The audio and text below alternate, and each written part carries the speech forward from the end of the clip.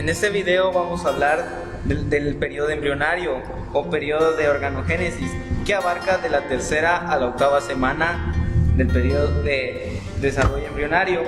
Como sabemos, en la tercera semana ocurre un acontecimiento muy importante, que es la gastrulación, que es el proceso en el cual se van a originar las tres capas germinativas, que son el ectodermo, el mesodermo y el endodermo. Bueno, en este periodo embrionario se originarán diversos tejidos y órganos específicos dependiendo de cada capa germinativa. Bueno, los derivados de la capa germinal ectodérmica, principalmente la estructura que se va a dar de esta capa va a ser la placa neural, que posteriormente pasará a formar el tubo neural y el sistema nervioso. Este desarrollo de esta estructura va a estar más que nada dada por una proteína muy importante, que es la proteína morfogénica ósea 4, que la inactivación de esta proteína va a dar origen a lo que es la placa neural, así como si esta no llegase a inactivarse, va a dar origen a lo que es la epidermis. Bueno, el proceso mediante el cual la placa neural forma el tubo neural se le conoce como neurulación. Una vez que está la placa neural, presenta unos bordes laterales que van a comenzar a elevarse, que se le conocen como pliegues neurales. Estos pliegues neurales van a fusionarse para formar el tubo neural, que posteriormente dará a lo que es el sistema nervioso y la médula espinal, que va a desarrollarse de craneal a caudal. Antes de que se llegue a cerrar a formar este tubo neural, a que se lleguen a fusionar los pliegues, sus células de esos pliegues van a formar lo que es la cresta neural.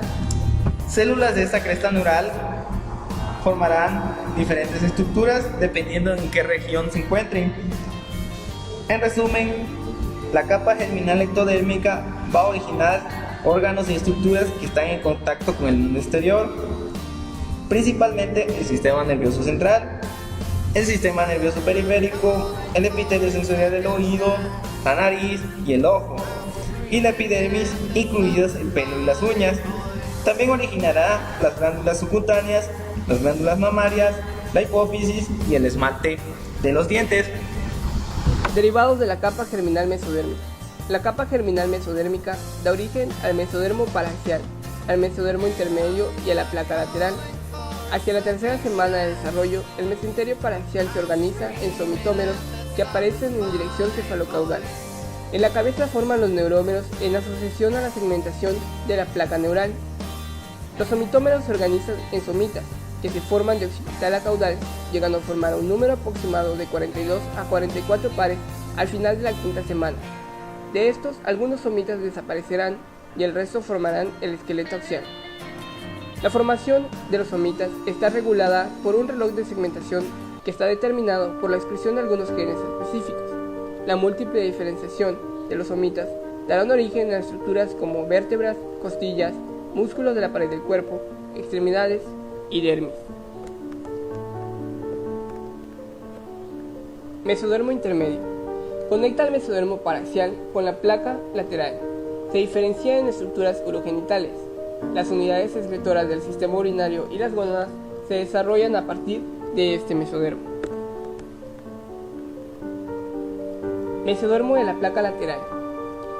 El mesodermo de la placa lateral se diferencia en una capa parietal y una visceral. El mesodermo de la capa parietal y el ectodermo suprayacente forman los pliegues de la pared lateral del cuerpo. La capa parietal forma la dermis de la piel de la pared del cuerpo y extremidades, los huesos y tejido conjuntivo de las extremidades, y el esternón, cartílagos, costales y músculos. El endodermo embrionario y la capa visceral forman la pared del tubo intestinal. Formación de vasos sanguíneos. Los vasos sanguíneos se forman por dos mecanismos: vasculogénesis a partir de islotes sanguíneos y angiogénesis, a partir de vasos ya existentes. En la vasculogénesis, el factor de crecimiento de los fibroblastos se une a su receptor en las células mesodérmicas y las induce a formar hemangioblastos. Luego, la influencia del factor de crecimiento endotelial vascular hace que estas células se transformen en endoteliales que se unen para formar vasos. La angiogénesis está regulada por el factor de crecimiento endotelial vascular que estimula la proliferación de células endoteliales para la formación de nuevos vasos a partir de los ya existentes. Ahora hablaremos de los derivados de la capa germinal endodérmica. Esta capa germinal cubre la superficie ventral del embrión y forma el techo del saco vitelino. Con el desarrollo y el crecimiento de las vesículas encefálicas, el disco embrionario empieza a sobresalir dentro de la cavidad amniótica y se pliega en dirección cefalocaudal. El alargamiento del tubo neural provoca el encorvamiento del embrión para adquirir la posición fetal conforme las regiones de la cabeza y cola se desplazan en sentido ventral. Al mismo tiempo se forman los dos pliegues laterales de las paredes que también se desplazan en sentido ventral para crear la pared anterior del cuerpo. Conforme la cabeza y cola y ambos pliegues laterales se desplazan en sentido ventral, tiran del amnios hacia abajo de manera que el embrión yace dentro de la cavidad amniótica. La cara ventral del cuerpo se cierra por completo con excepción de la región umbilical donde permanecen adheridos el pedículo y el saco vitelino. Debido al plegamiento cefalocaudal, una gran porción contigua de la capa germinal endodérmica se incorpora al cuerpo del embrión para formar el tubo digestivo. Este tubo se divide en tres regiones: el intestino anterior, el intestino medio y el intestino posterior. Este intestino medio se comunica con el saco vitelino a través de un pedúnculo ancho, que es el conducto vitelino. En su extremo cefálico, el intestino anterior está delimitado temporalmente por una membrana ectoendodérmica denominada membrana bucofaringea. Esta membrana separa el estomodio, la cavidad bucal primitiva que deriva la cavidad bucal con el intestino primitivo. El intestino posterior también termina temporalmente en una membrana ectoendodérmica, que es la membrana cloacal.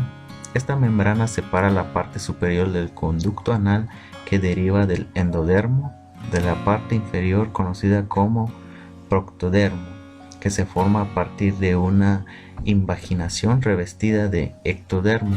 La membrana se rompe durante la séptima semana para crear el orificio del ano. Otra consecuencia importante del plegamiento cefalocaudal lateral es la incorporación parcial del alantoides al cuerpo del embrión, donde forma la cloaca. La parte distal del alantoides se conserva en el pedículo de fijación. Hacia la quinta semana, el conducto del saco vitelino, el alantoides y los vasos umbilicales quedan limitados a la región umbilical. Durante las siguientes etapas del desarrollo, el endodermo origina el revestimiento epitelial del aparato respiratorio, el parénquima de las glándulas tiroidea y paratiroidea, el hígado y el páncreas, el estroma reticular de las amígdalas y el timo, el revestimiento epitelial de la vejiga urinaria y la uretra, el revestimiento epitelial de la cavidad timpánica y el conducto auditivo,